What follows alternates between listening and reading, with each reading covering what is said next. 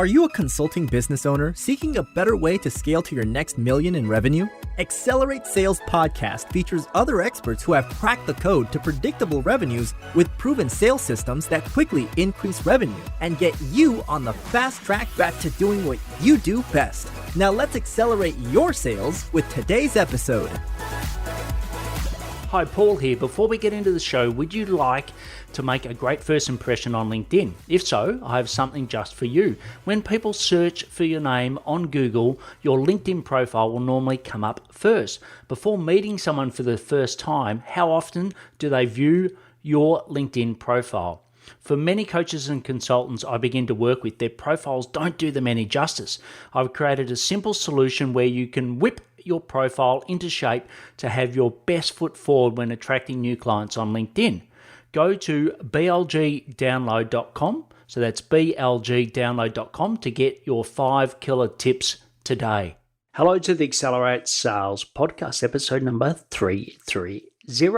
If it's your first time, welcome, and if you love what you hear, please subscribe. If you're a regular, thanks for your support, and I really appreciate every review, in particular those iTunes reviews. Please check out past shows on your favorite platform. Just search Accelerate Sales, and don't forget those amazing interview shows as well. So today's topic is personal branding and sales, and you're going to really learn 3 key things. 1 is why you may need a personal brand as a consultant. 2 is who to get help from. And the 3rd one is what questions to ask. So let's dive into it. Let's be honest, you've all heard the saying, it's hard to see the label from within inside the jar. It's one of the favorite marketing sayings of all time. I think one of the hardest tasks as a consultant is to do your own branding. You know, I've been doing it now for 10 years and still really struggle with it. But why do you need a personal brand in the first place? You're probably asking yourself. I think the best person to do selling for their own services, i.e. you selling your services, is you, the owner, the founder of the business. At the start, your network already knows you, so you don't really have to rely on a brand or a personal brand, right? Because they like, know, and trust you already. And people buy people, not company brands. But as you expand, I believe you need to have a personal brand. So mine is Paul Higgins, or as my website URL is paulhigginsmentoring.com. So I do it under my own brand, which is what, personal branding is all about, right? But I don't have a company brand anymore. I've actually just removed it. I used to have Build, Live, Give, but for reasons, and you can listen to the bonus episode on that, for reasons I've let it go.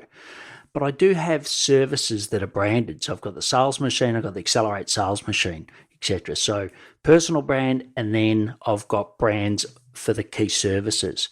I have a team, and I'm definitely not a one-person show, right? So I do have a team of people that deliver. But I think that I need to be the person in the spotlight, and therefore I think you need to be the person in the spotlight. Drawing people in from outside of your network that's really helped you to get to where you probably are now, but it's not going to help you to get to the next level. So that might be podcasts, LinkedIn posts, speaking events, YouTube, ways of getting yourself out there. Getting yourself out there is definitely one thing, right? So I highly recommend it. But, it's very hard to articulate your message in a way that your ideal client understands it, right? I really do think you need someone else to draw that out of you.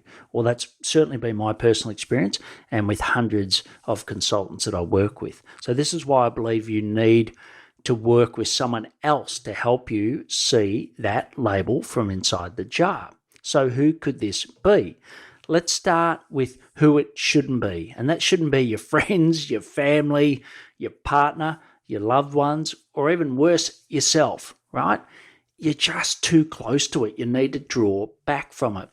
And there are times in your business where you have to invest in the long-term success of your business. And I think setting up a personal brand is one of those. So as I say, it's a big commitment, a big investment, but I do think you've got to make it for the long-term benefit. So selecting someone can be very tricky. But before I continue on how to do that, I'd like to talk to you about leadjet.io. Ever looked at a LinkedIn profile and had to manually put the information into your sales CRM? And if you've been listening to me of late, I've changed my domain name, and it's been a nightmare because I used to be able to just click and it goes straight in. It wasn't happening. And also, you've got all these messages that are going from, email, SMS, LinkedIn, and the LinkedIn ones you got to pull manually and put it in there so you can track it, especially if you've got a team helping you with sales. Well, no more. LeadJet does that all for you, and it works across some of the major platforms, including Pipedrive, HubSpot, Salesforce, just to mention a few. But why don't you check it out for yourselves? Just go to paulhigginsmentoring.com/LeadJet. So what are some ways to pick someone to work with, someone to help you? So, some of the ways that I've done in the past is podcasts. You ask your network, obviously, and they can be across socials and others. When you do ask on social, though, be careful because you do get a lot of people and sometimes it's hard to validate. So I found that a little tricky. Also, who are the people active on social profiles that you can look at? So, LinkedIn, Clubhouse, Instagram, right? That's a really good place because I believe they should be practicing what they preach. But if you want to shortcut that, just reach out to me at paulhigginsmentoring.com, and I'm happy to share my shortlist. Actually, I've got quite a long list of people because I listen to so many podcasts that often cover this topic. So I'm more than happy to share that to make it quicker and easier for you. I recommend also talking to at least 3 people to really work out who's best for you. Often, our intuition takes over and we go with the first person. That's not what I recommend here. So what are some of the questions when you narrow it down to the 3 people? So I'll just give you a sample of the ones that I've recently gone through when I've just hired someone to, yes, I've got my personal brand, but to take it to the next level because I think my messaging still could be clearer. So who exactly are they working with? So make sure they're matched specifically to you. Like often people will say, yes, I've worked with someone like you, and they describe someone completely different, i.e. different niche, different industry, etc.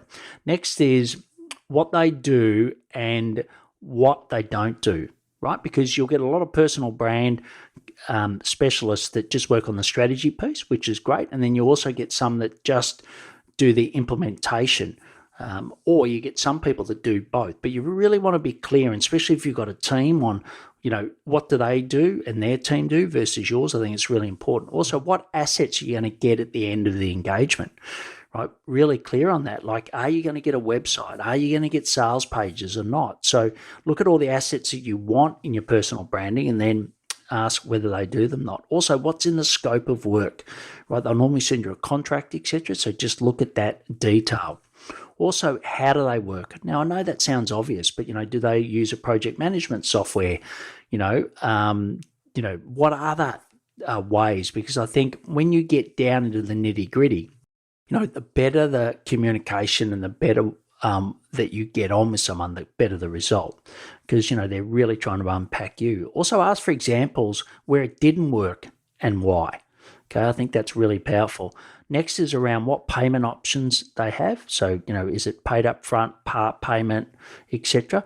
Also, ownership of the work and the intellectual property. So who owns that? Look, I know it should be fairly clear, but make sure that's documented and what jurisdiction that's covered. And also, what are the ongoing arrangements? So you might get this personal brand set up, but how can they support you past that? So it might be a 3-month period normally to set it up. What can they do? And also a list of non-negotiables. So for me, as an example, I've just made this massive change with my domain name. So I don't want to change my domain name, paulhigginsmentoring.com, even though it's a bit long, and at some point I will. But that might be something. Or for you, it might be your brand colors. Like for me, I love my brand colors. Don't want to change it. So you can sell consulting services without a personal brand, right? I completely get it. However, I think it's a lot easier when you do have a personal brand. So that's why I think it's closely related to sales. So 3 key action from today. 1 is decide whether you want to be the face of your business. 2, hit me up for the list of personal branding experts. And 3, prepare your list of questions to ask your 3 prospects. You can get all the links in the show notes at paulhigginsmentoring.com/podcast, episode 330 on the app you're listening to right now. I recommend the Pocket Cast app. I'm not sponsored. I just love it. Please follow me on LinkedIn. If you know someone interested in personal branding and how it relates to sales, please share this with them. Be a sales hero to them. They will love you for life. Please take action to accelerate your sales. I'm fired up after today's episode. What about you? But hey, before you go, learning is just one piece of the puzzle. Now it's time to put today's strategy into action. Head over now to today's show page at paulhigginsmentoring.com/podcast and share how you'll put it into action. Be sure to head over to your favorite podcast platform and subscribe, rate, and review the show. Tell me what your favorite episode is. And don't wait 1 minute more to gain access to your pulse check at paulhigginsmentoring.com. This could be the difference between struggling to get more leads and making this next quarter your best one yet.